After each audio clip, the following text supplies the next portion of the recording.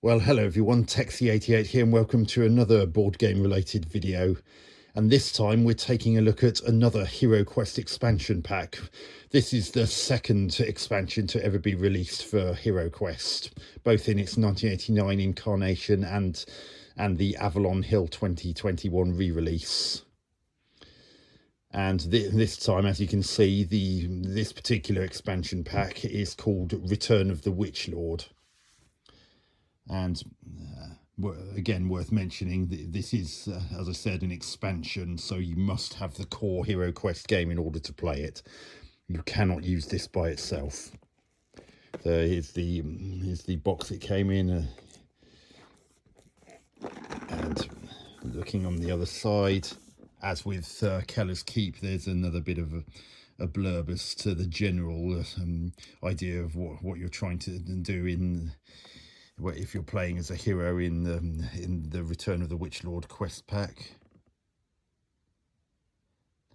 And as with Keller's Keep, this is another 10-part 10 quest expansion, and this time you've got additional skeletons, zombies and mummies in this one, whilst the wooden door and the iron door familiar from the Keller's Keep expansion are also present in this. So even if you haven't got the Keller's Keep expansion pack, you will still have the requisite iron door and wooden door.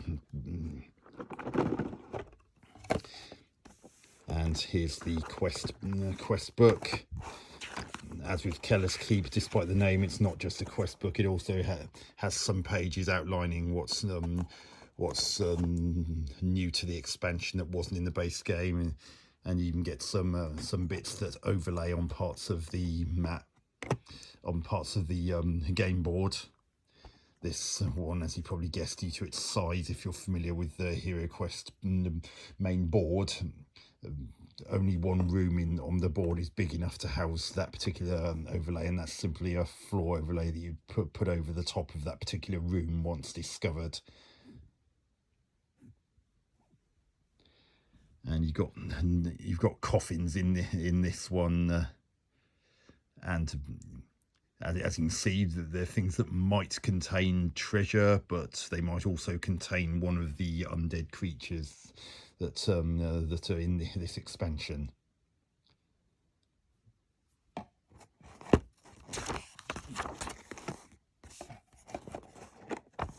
And as with Keller's Keep, there's another little bit about any slight changes to the rules you might be used to from the base game,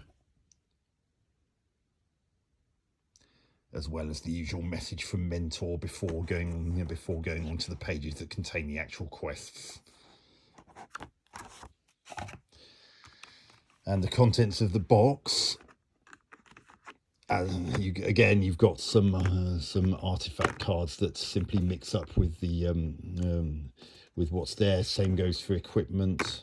There's no additional monster cards required because there aren't, as with Keller's Keep, there aren't any new monsters. There's simply more of the existing kind of monsters. Only this time, as I mentioned earlier, it's skeletons, zombies and mummies. And there's the usual, and there's the iron door and wooden door.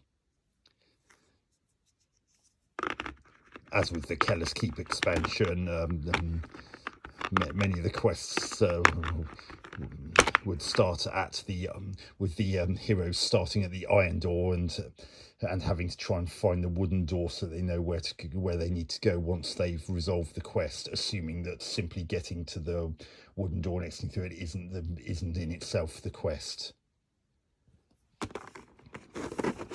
And here's that floor overlay. There's nothing on the other side, so this whoever's playing as the evil Zargon controlling all the monsters will know when exactly they need to use that overlay. And there's that other overlay that was mentioned in the opening pages of the quest book / manual. There's one of the different types of coffins that was also mentioned. Some additional secret door tokens. Again, these ones are only one-sided, so you'll always be able to tell which ones came from this expansion and which ones were from the base game, because the dead ends and secret doors from the base game are double-sided, whereas these are only one-sided. That's another thing that's unique to this expansion.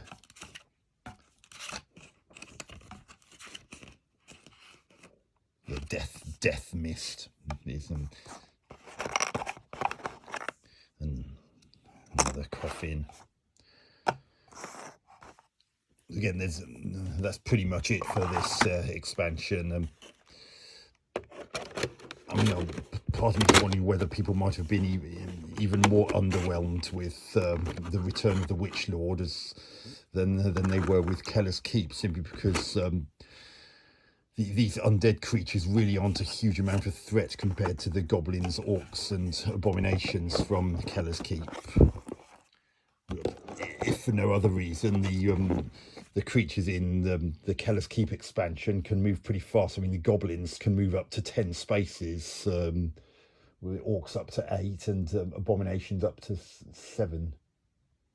Or was it 6? One of the two. But either way, whereas the fastest things in this are the skeletons, and even they can only move 6. They're not really that much of a threat. So other than having more of them, the mummies in particular, which are the slowest, with very few dice rolls, would for movement, would a hero have struggled to get away from one before it could even get near them. But again, as one of the first 2 expansion packs, it seems a bit churlish to be overly critical about it. Just all I'm saying is don't expect too much from this. Yeah, apart from the little extras that are in there and the additional monsters, and having to get away from the iron door to the wooden door in many cases. There's not really that much more to say. But anyway, that's the HeroQuest Return of the Witch Lord expansion pack. And that's it for this video. Hope to catch you on another one soon. Texie88 out.